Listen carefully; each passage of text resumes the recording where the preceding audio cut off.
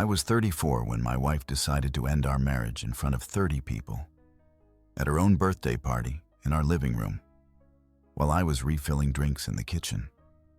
The music was loud.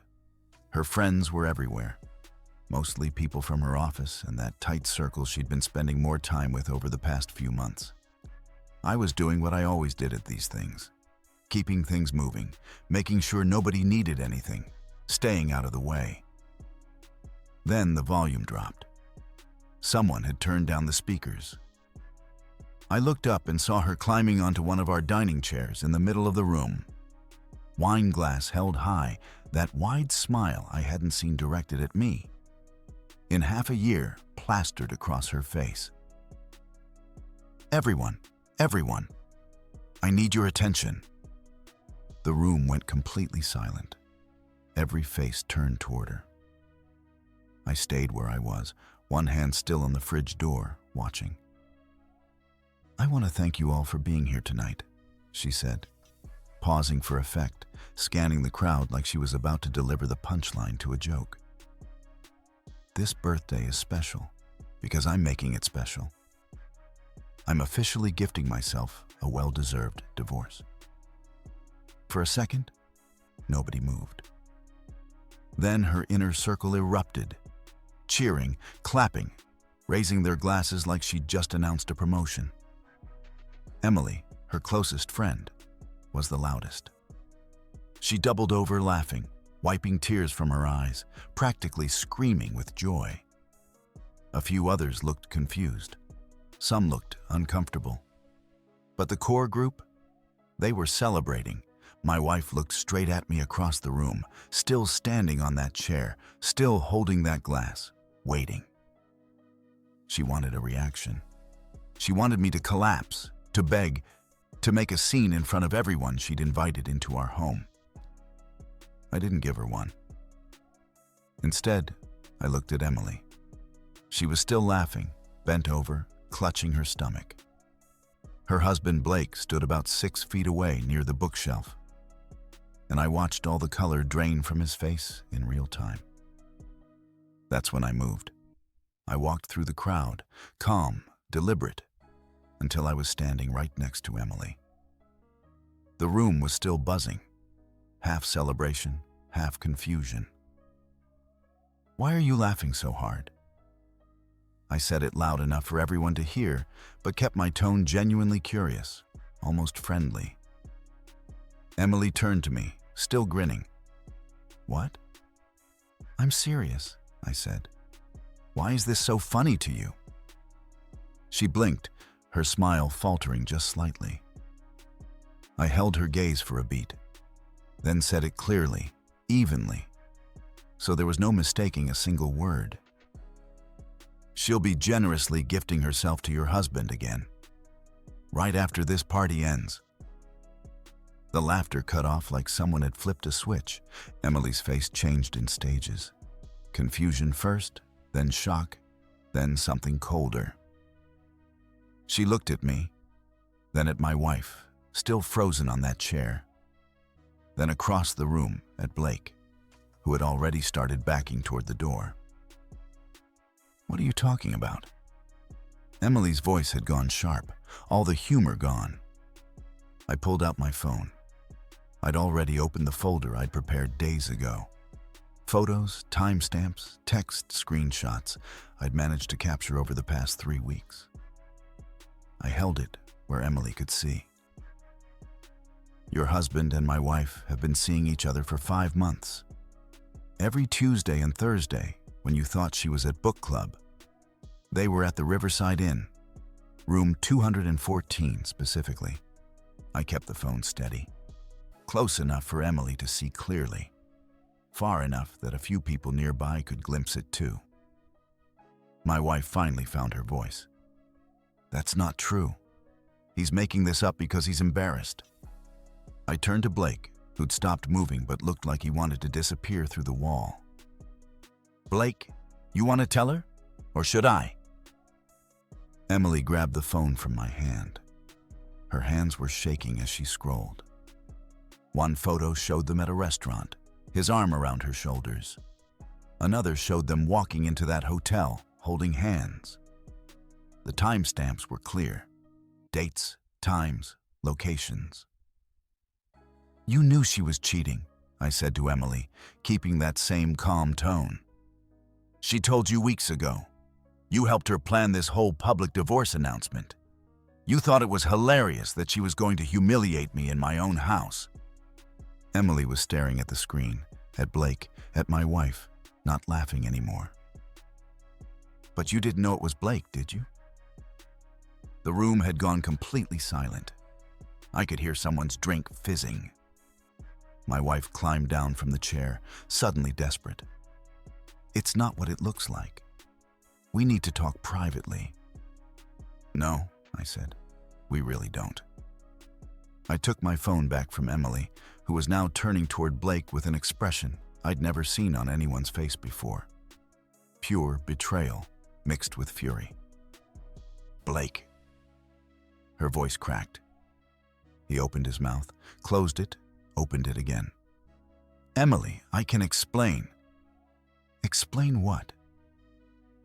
She was already scrolling through something on her own phone now, probably checking dates, connecting dots she'd been too blind to see. People were leaving. Quietly, quickly, grabbing coats and mumbling excuses. Nobody wanted to be part of this anymore. Within minutes, the crowd of 30 had shrunk to maybe 8 people. Just the core group, too, shocked to move, plus the 4 of us at the center. My wife tried to approach me. "We need to talk about this like adults." "Adults?" I let out a short laugh. Adults don't climb on chairs to announce divorce as entertainment. Adults don't invite their affair partner to their husband's house and play touching games with him all night, thinking nobody notices. Chloe, one of her other friends, spoke up from near the couch. "Wait, they were tonight?" "All night," I confirmed. The little touches on his arm when she passed him, the inside jokes, the way they kept gravitating toward each other. I'm surprised more of you didn't catch it. Blake was edging toward the door again. Emily saw it and moved fast, blocking his path. "You're not going anywhere." More people left. The living room that had been packed with celebration was now a graveyard of half-empty cups and abandoned plates. "How long have you known?" my wife asked. And I could hear the panic creeping into her voice. "Long enough," I said. "Long enough to contact a lawyer, long enough to separate our accounts, long enough to document everything I needed to document." "You can't just..." "I didn't just do anything. You stood on a chair and announced you wanted a divorce in front of everyone in our house." I looked around at the remaining people. "You all heard it. She wants out. I'm simply making sure she gets exactly what she asked for. On my terms, not hers." Emily and Blake had started their own argument near the door, voices rising. Her friends were frozen, looking at each other with wide eyes. I grabbed my jacket from the back of the couch. "Party's over. Everyone needs to leave." "This is my house too," my wife said. "Actually, it's my house. My name on the deed. Bought it 2 years before we got married. Something my lawyer was very happy to confirm."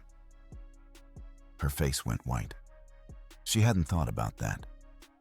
"Everyone out, now." I said it firmly, but without yelling. I didn't need to yell. They left, all of them. Emily dragging Blake out while screaming at him.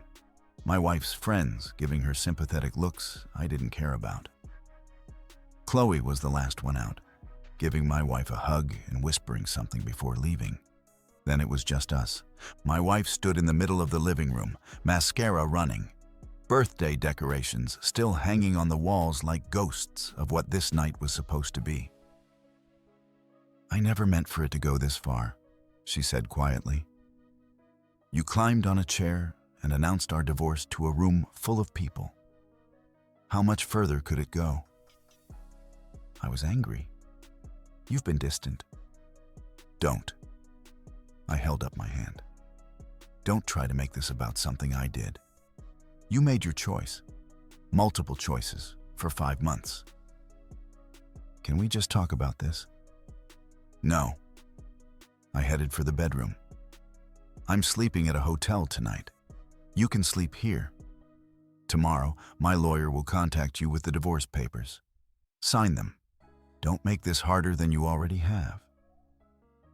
Where are you going? I stopped at the doorway and looked back at her standing there alone, in the wreckage of her own party. Somewhere I don't have to look at you. I grabbed what I needed from the bedroom, walked past her without another word, and left. The night air was cold. I sat in my car for a minute, engine running, looking at the house. Lights still on, decorations visible through the windows. A birthday party that became a funeral for a marriage. My phone buzzed. Text from an unknown number.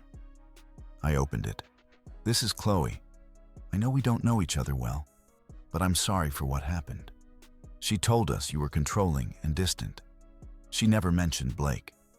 We wouldn't have supported this if we knew the truth. I didn't respond. I put the phone in the cup holder and drove away. The hotel I checked into was basic but clean. I sat on the edge of the bed, adrenaline finally wearing off, and let myself feel it. Not sadness, not anger, just exhaustion. My phone kept buzzing. Messages from her. Calls I didn't answer. After the 10th one, I blocked her number.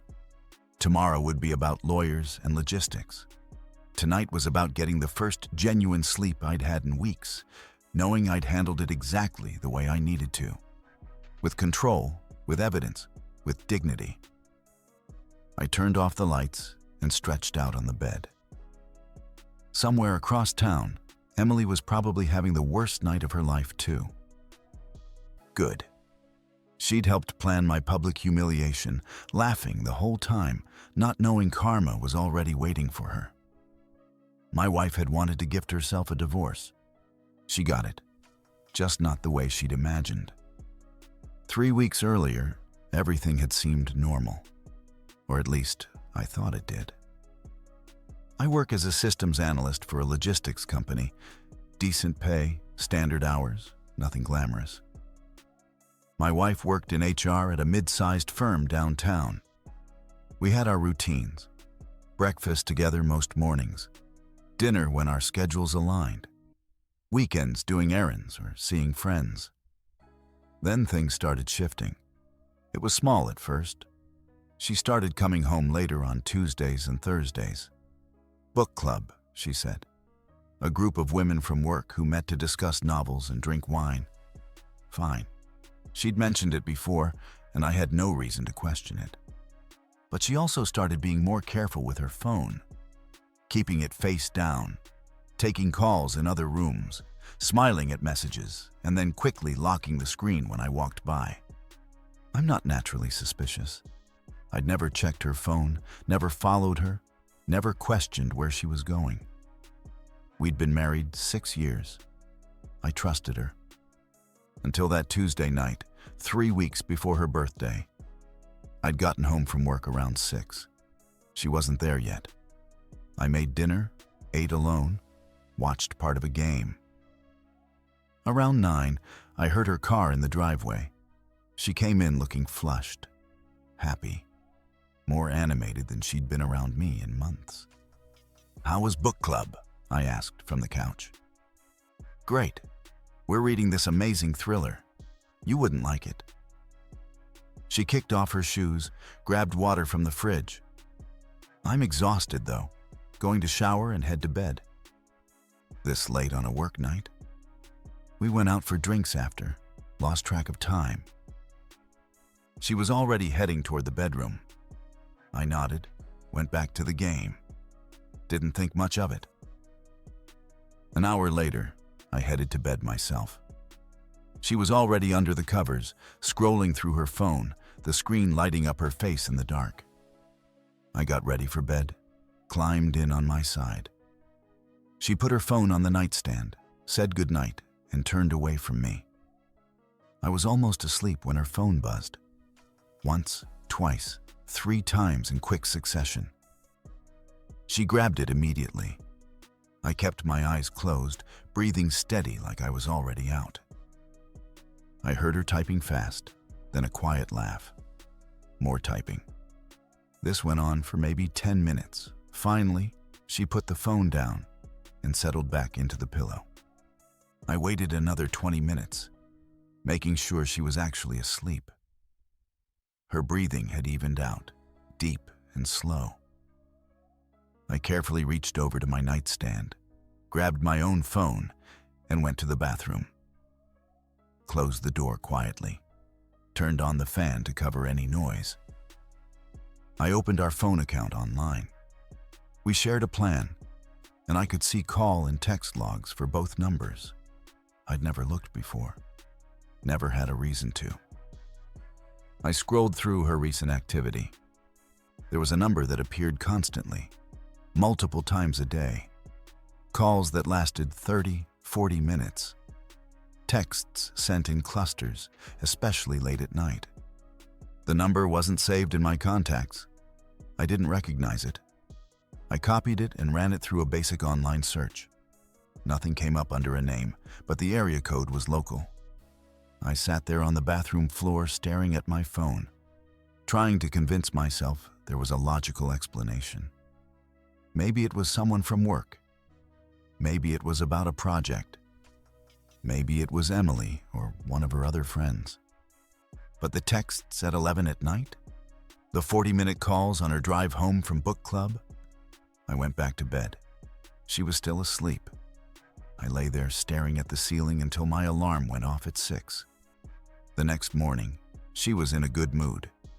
Made coffee, kissed me on the cheek before leaving for work, told me she loved me. I said it back automatically. At work, I couldn't focus. I kept thinking about that phone number, about the pattern, about how she'd been different lately. During lunch, I did something I'd never done before. I drove to her office building and parked across the street. I told myself I was being paranoid, that I'd see her eating lunch with coworkers and feel stupid for doubting her. I waited. At 12:30, she came out the front entrance. She wasn't alone. A man walked next to her, tall, probably early 40s, wearing a button-down shirt and dark pants. They were laughing about something. He touched her arm as they crossed the street toward a nearby cafe. I watched them through the cafe window, sitting across from each other, leaning in close. At one point, he reached across the table and squeezed her hand. I sat in my car, gripping the steering wheel, telling myself it could be a coworker, a friend, nothing inappropriate. But the way she smiled at him, the way she played with her hair, the way she leaned forward, engaged in a way she hadn't been with me in months. I pulled out my phone and called the mysterious number from her call log. It rang 4 times, then went to voicemail. A man's voice, generic greeting, no name. I hung up without leaving a message. That night, she came home on time.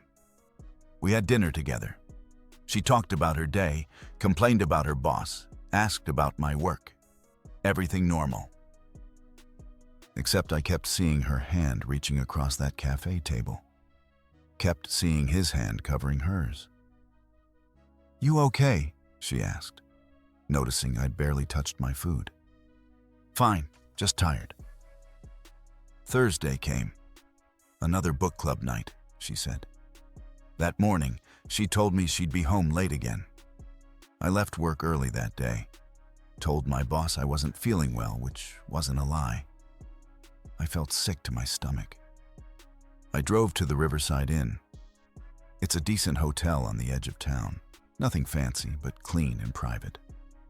The kind of place business travelers use. I parked where I could see the entrance and waited. At 6:15, her car pulled into the lot. She parked near the side entrance. 5 minutes later, a truck pulled in. The man from the cafe got out. They met near the side door. He put his arm around her waist.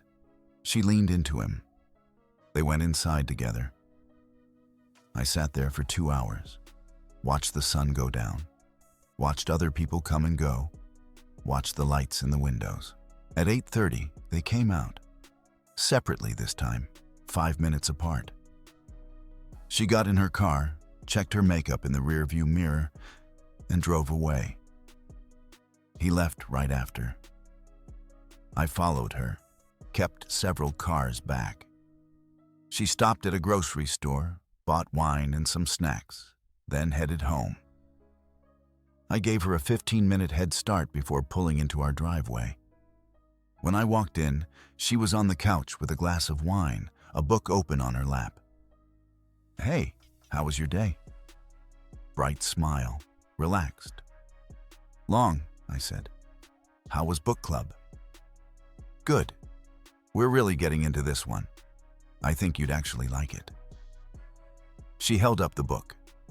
I recognized the cover. It had been sitting on our coffee table for 3 weeks, unopened. "Maybe I'll borrow it when you're done," I said. That weekend, I heard her on the phone in the garage. I'd gone out to grab something from the freezer and heard her voice through the door. "Next Friday, at the house. Turning 38. Big party. Lots of people." Pause. "Of course you're invited. It'll be perfect." Another pause, longer this time. "She thinks it's hilarious. Said I should do it there, in front of everyone. Make it memorable." She laughed. "Emily's already helping me plan the whole thing. It's going to be perfect."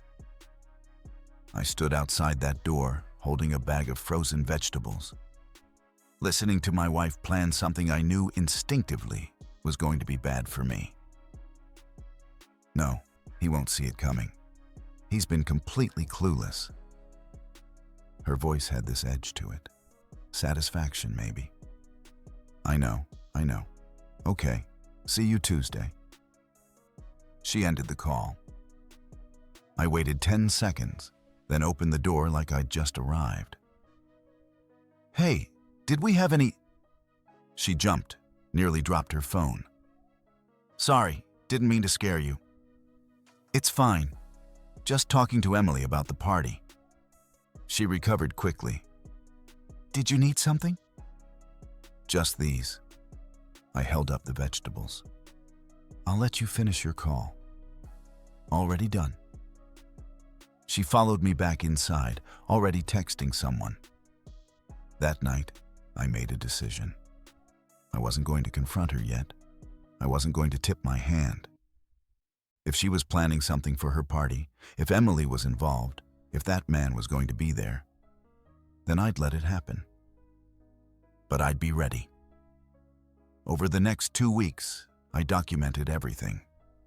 Times she said she was at book club, but was actually at the Riverside Inn. Calls to that number, text message timestamps. I even managed to get photos when they met for lunch, sitting in my car like some amateur detective.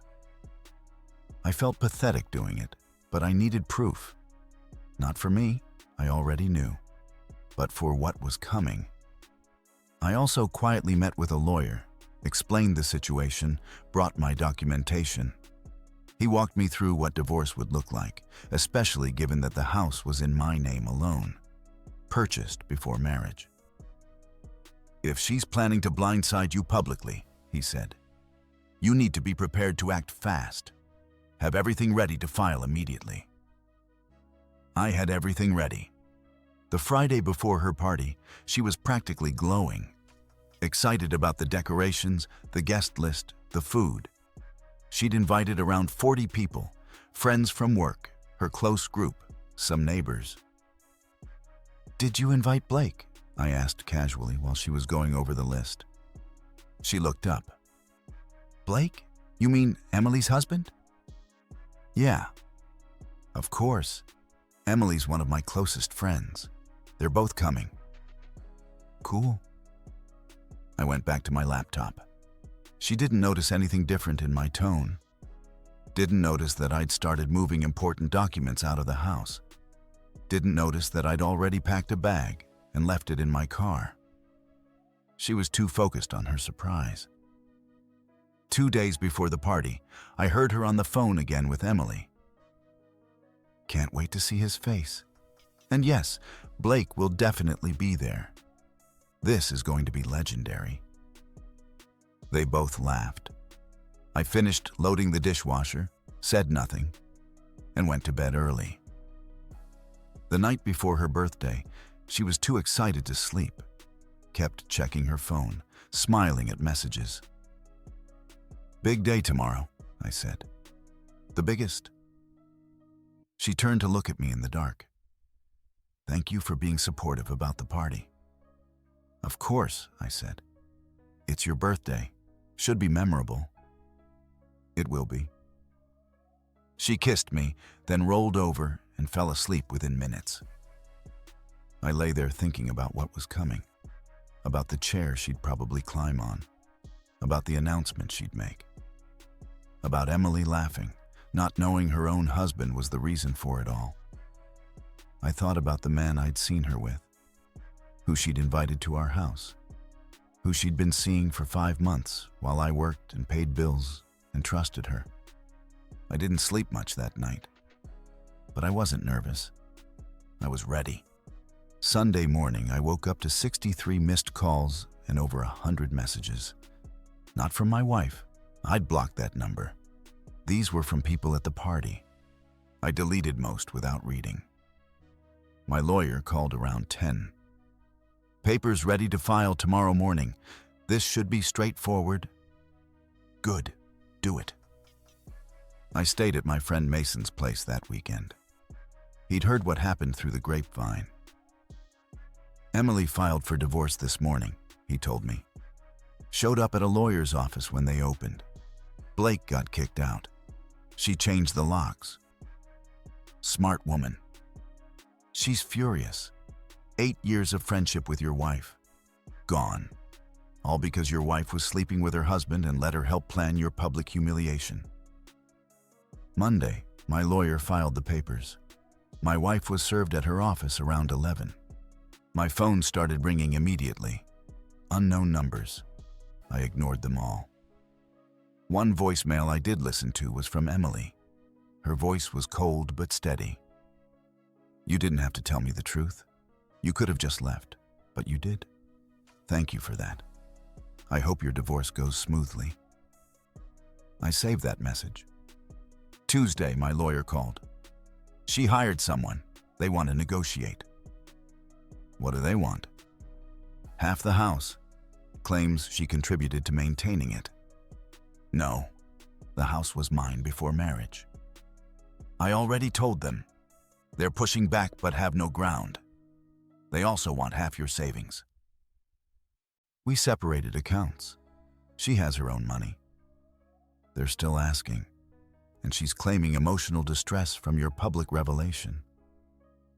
I laughed. She announced our divorce on a chair in front of 30 people. I just responded. That's what I told them. Thursday, I went back to the house and changed all the locks. Her stuff was everywhere. I packed it into boxes and stacked them in the garage. I texted her from a new number. "Your stuff is boxed in the garage. Pick it up this week or I'm donating it. You can't kick me out. That's my house too. Check the deed. Always been mine. This is illegal. I'm calling my lawyer. Go ahead." She didn't respond after that. Friday, she showed up with her sister to collect her things. I watched from the window as they loaded boxes. She looked up, saw me standing there, just stared for a moment. I didn't wave, didn't move, just watched until they left. Saturday morning, I got a text from Chloe. Violet tried to go to Emily's yesterday. Emily wouldn't let her in. Told her to leave or she'd call the police. Another text came from someone named Bryce. "This is Emily's brother. Blake moved out of state. Took a job transfer. Thought you should know. So Blake ran. Couldn't face what he'd done. My wife stayed because she had nowhere to go. Her family wasn't happy. Her friends abandoned her. Emily would never speak to her again. She burned every bridge. Sunday, exactly 1 week after the party, I sat on my porch with coffee. Quiet, peaceful, mine. My lawyer texted, hearing in 2 weeks. She's not contesting anymore. Wants it done. Perfect. 1 week destroyed everything for her. She'd wanted freedom, wanted to humiliate me, wanted to leave clean with Blake and start fresh. Instead, she lost her husband, her best friend, her home, her reputation, and Blake. I didn't feel bad, not even slightly. I finished my coffee and started my day. Work, gym, errands, life moving forward. The hearing would make it official, but it already felt over. She was gone. Blake was gone. The lies were exposed. I'd handled it with control, evidence, and dignity. She'd climbed on that chair thinking she was winning. She'd lost everything instead, and I'd won by simply telling the truth. 2 weeks later, the hearing arrived. I sat in that courtroom watching my wife across the room with her lawyer. She looked tired, defeated. The judge reviewed everything. The house deed showing my sole ownership before marriage, the separated bank accounts, the evidence of her affair, her public announcement of divorce. Her lawyer tried arguing she deserved compensation for emotional distress. The judge shut that down immediately. Your client announced the divorce publicly at a party in his home. The respondent simply provided context to that announcement. There's no case for distress here. 30 minutes. That's all it took. Divorce granted. House stays mine. She gets nothing beyond what's already in her account. Walking out of that courthouse, I felt lighter than I had in months. My wife tried to approach me in the parking lot. Can we talk? No. I just want to explain. There's nothing to explain. It's done. Move on. I got in my car and drove away. Last time I saw her. Over the next month, life settled into a new normal. Work, gym, time with friends. The house felt bigger, quieter, but in a good way. Mason told me my wife had moved back in with her parents. Emily's divorce was also finalized. She'd started dating someone new, according to mutual friends. Good for her. I ran into Chloe at the grocery store one afternoon. She stopped to talk. "How are you doing?" she asked. "Good, actually." "Good. I'm glad." She paused. "Violet tried contacting some of us last week. Wants to apologize. Wants us to understand her side." Chloe shook her head. "Nobody's interested." Not surprised.